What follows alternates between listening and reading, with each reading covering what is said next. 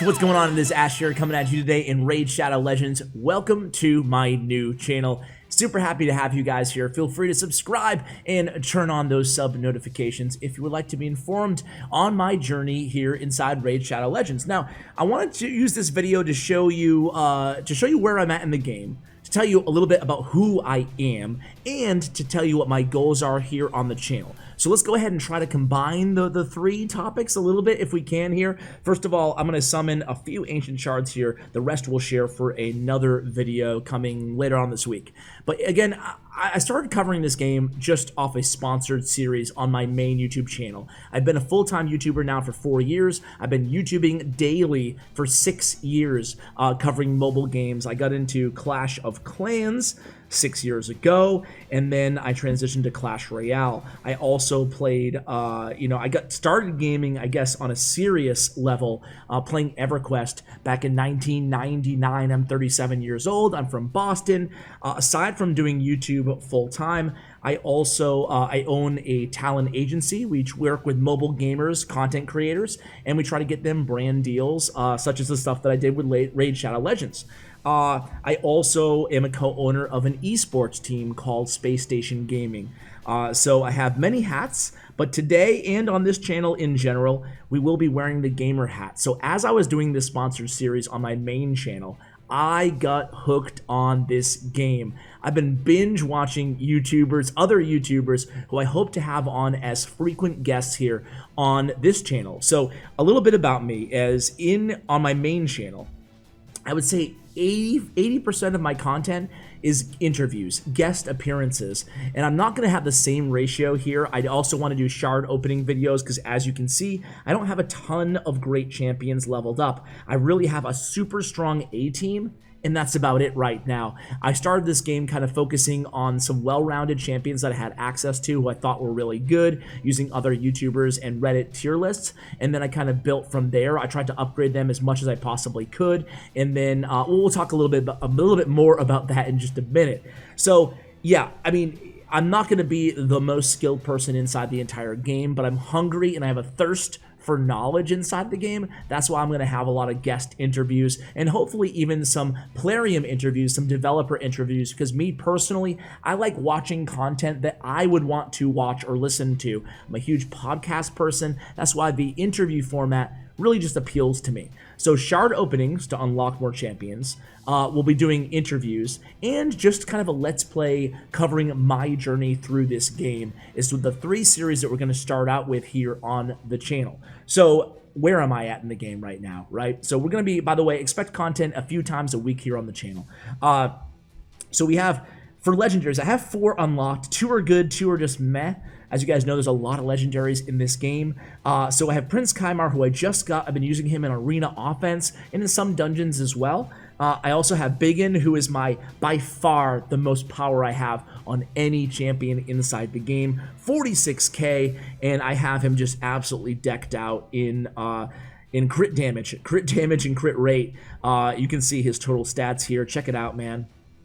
Total stats are 107 crit rate and 183 crit damage. He puts out a lot of damage, and he's carrying the heavy lifting along with Kale in almost all of my dungeon and arena battles because, again, I've kind of built out one team first. You can see his masteries here. If you're not familiar with Biggin, we'll go over his skills in just a second, but I was able to unlock War Master thanks to a lot of miniature grinding and both him and Kale.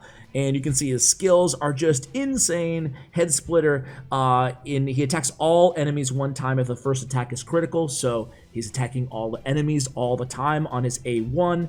Forward Charge attacks all enemies, and the Slag also attacks every single enemy. It also plays with the turn meter, which is awesome, especially in arena, and has a 30% chance, in spiders, 30% chance of placing a 30% decreased speed debuff for 2 turns. So yeah, Biggin is my main guy, and there's actually a Biggin event going on in-game soon.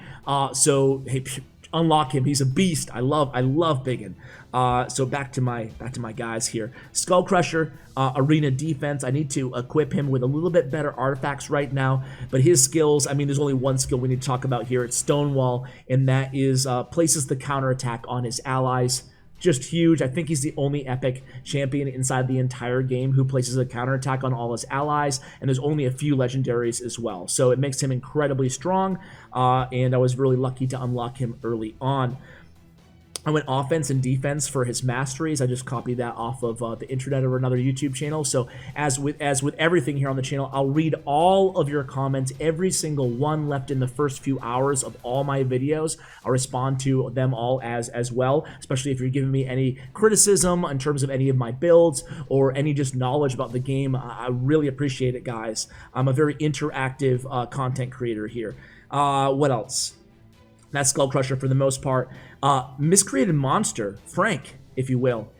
Huge fan, really lucky to get him. He's one of the best epics in the game as well, so I was really lucky. His skill set is really just fine-tuned for almost everything, except for the clan boss, 4.3, but other than that, he's really, really solid, and I built him out pretty well. He's pretty well equipped. I don't have any Knight Reverent banners, unfortunately, right now, but you can see his skills. A lot of stun on Miscreated Monster, and It's Alive is a great ally protection shield. And then his masteries, you guys can see, I went defense and support.